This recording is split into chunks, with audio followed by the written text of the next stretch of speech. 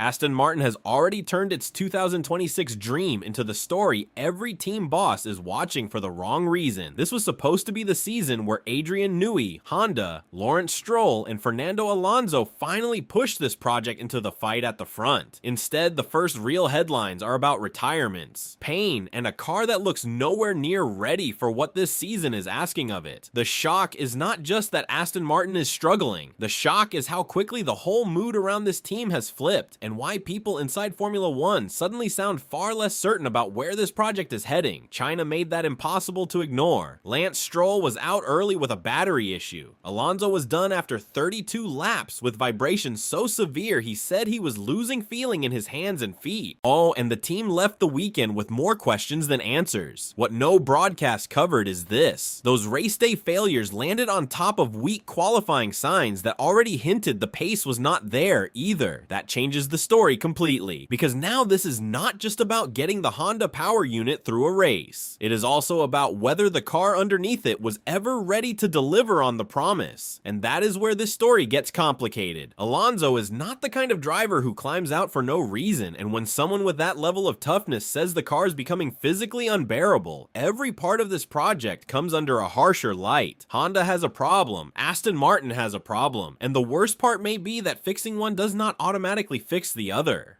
1. If the engine is shaking the car apart and the chassis still is not fast enough, then the crisis is much bigger than one bad Sunday, which takes us straight into the weekend that exposed everything. China was the moment Aston Martin stopped looking unlucky and started looking exposed. Friday gave them another chance to settle the car, Saturday gave them a clean read on raw pace, and Sunday stripped away every excuse that could have protected the project for one more week. Fernando Alonso was already fighting a machine that never looked calm. Lance Stroll never had the kind of race that lets a team gather useful answers. And by the time the weekend ended, Aston Martin had not built momentum. It had handed the paddock a full public case file. Nobody in that garage expected what came next. Saturday was brutal because it showed the weakness was not limited to race distance. Alonso fell in Q1, which matters because qualifying is where teams finally stop hiding behind tire life, traffic, or fuel load guesses. That was the first clean sign that the pace itself may be far below where Aston Martin believed it would be.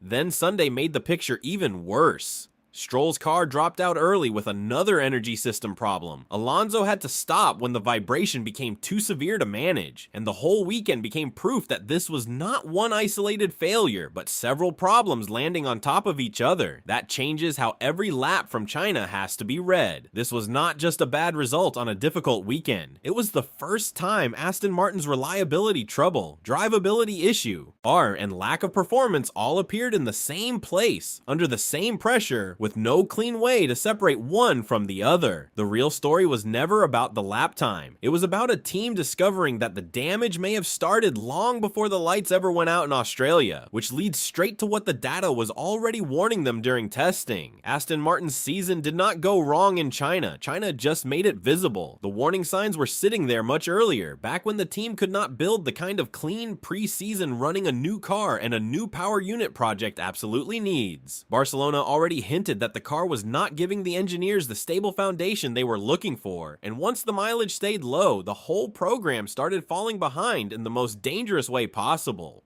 This is the part that changes everything. A team can survive a slow test. It cannot easily survive a test where the car never gives it enough laps to understand what is actually broken. That is why the Australian numbers matter so much. Alonso only made it to 21 laps. Stroll reached 43, and even those short runs came with the feeling that Aston Martin was protecting a package that was already too fragile. Low mileage does more than hide pace. It blocks setup work, correlation, cooling checks, and the basic confidence a team needs before the first race. When Adrian Newey admitted the vibration coming through the chassis could become a serious issue for the drivers, the story moved beyond normal launch trouble. That tells you the team was not simply missing performance. It was still trying to prove the car could be run properly at all.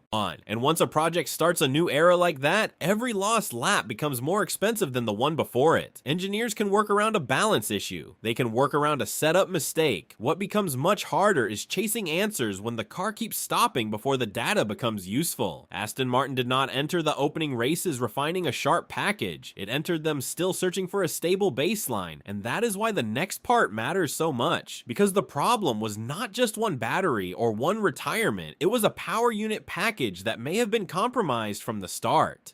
Honda's problem is no longer something Aston Martin can explain away with one early retirement or one ugly headline. A failed battery gets attention fast, but that is only the part everyone can see.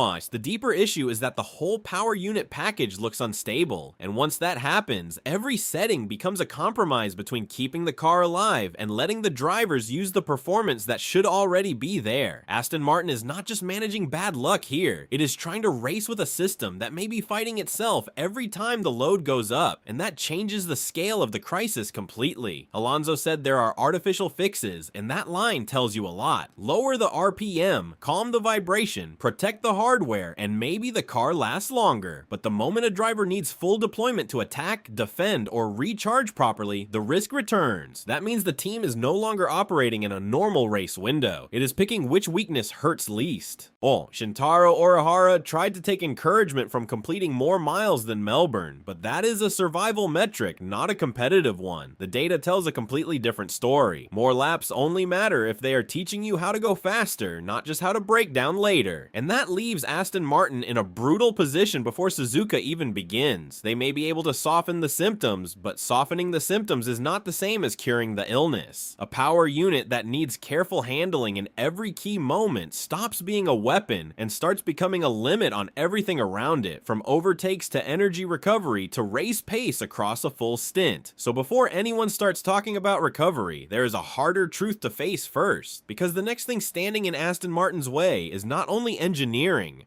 it is the rulebook itself. Aston Martin is not just racing against time now, it is racing against a system built to stop teams from rewriting their power unit the moment things go wrong. That is what makes this so severe. Even if Honda finds the root of the problem tomorrow, Formula One does not simply open the door and let a manufacturer rebuild the package in the middle of the fight. The project is already moving inside a locked structure, and for a team that needs urgent help, that turns every bad weekend into something heavier. The pressure is not only coming from the stopwatch anymore. It is coming from a calendar that may not care how desperate Aston Martin has become. That is why the homologation timeline matters so much. The 2026 power unit designs were already submitted before the season. Then sealed reference units had to be presented soon after, which means the space for major change is tightly controlled. There is a recovery path through the additional development opportunity system, but that path moves slowly and only opens at specific checkpoints through the year. For Aston Martin, that is a nightmare scenario. A team that needs a serious correction now may be forced to wait until much later in the season before any proper step forward can arrive, and that delay can bury a championship campaign long before the first real rescue package is even legal, and that is what makes the next question so dangerous. If Aston Martin cannot get a meaningful power unit reset until deep into the season, then these early races are not just painful, they are exposing the true shape of the car underneath all this noise.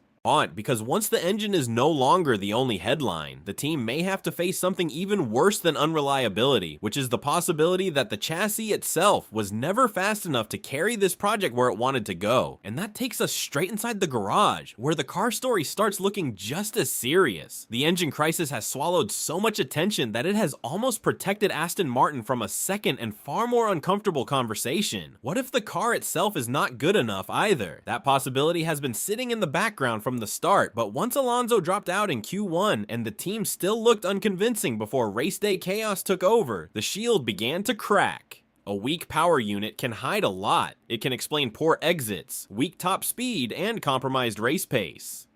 But here is what the paddock is not talking about. It cannot fully explain a car that still fails to look threatening when the session is stripped down to one lap and one chance. That is why Mike Crack's comments matter more than they first seemed to. When he suggested the conservative running was not costing the team huge chunks of lap time, he was also opening the door to a much darker read of the situation. If Aston Martin is not losing massive performance through protection modes, then the raw package may already be much closer to its real level than anyone wants to admit. All the launch hype around Adrian Newey, all the early fascination with the car, all the hope that this was the machine that would finally push Aston Martin into the front group.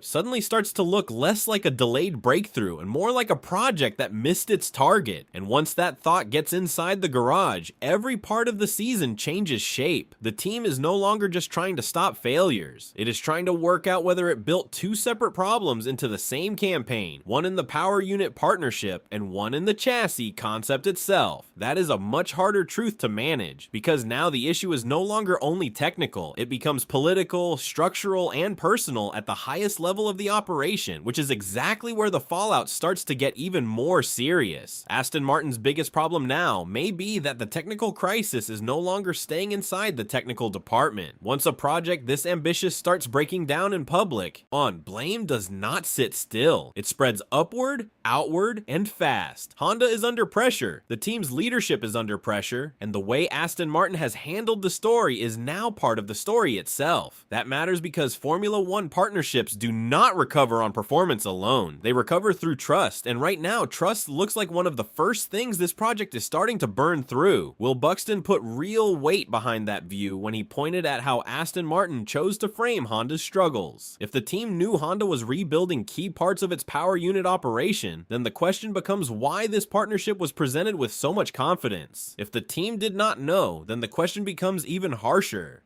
Because supplier due diligence is one of the most serious decisions any operation makes before a new rules era.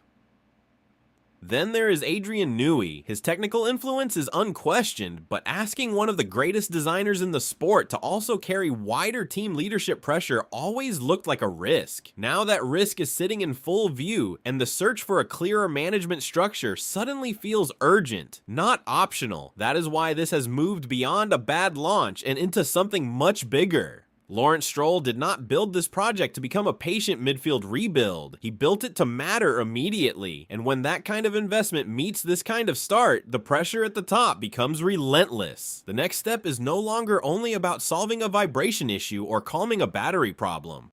It is about whether Aston Martin can stop this from turning into a long-term identity crisis. And that takes us to the final question, because now we have to face what all of this really means for Alonso, Stroll, Honda, and the future of the entire project. Aston Martin's 2026 collapse is no longer a question of whether the team can survive one bad weekend. The real question now is whether this entire project can still become what it was built to be before the damage spreads too far into the season. Suzuka is not shaping up as a grand reset. It looks more like another public test of control, discipline, and endurance. Fernando Alonso is now carrying more than race pace on his shoulders. He is carrying the credibility of the whole operation, because when a driver of his level is forced to talk about pain, limits, and unfinished work, the message reaches far beyond one garage and straight into how the paddock judges Aston Martin's future. That is why the next few races matter in such a different way. Lance Stroll's problems mean this cannot be brushed aside as one driver wrestling a difficult car. Honda's position means every lap now feeds a much bigger argument about whether this partnership began too early or under the wrong conditions. Lawrence Stroll's investment means there is no easy way to hide behind patient long-term language. And Adrian Newey's presence makes every weak result feel heavier, because a team built around so much expectation was supposed to look sharp from day one, not lost between reliability concerns, setup questions, and a car that still may not have the pace to justify the wait. So the answer is harsh, but it is clear.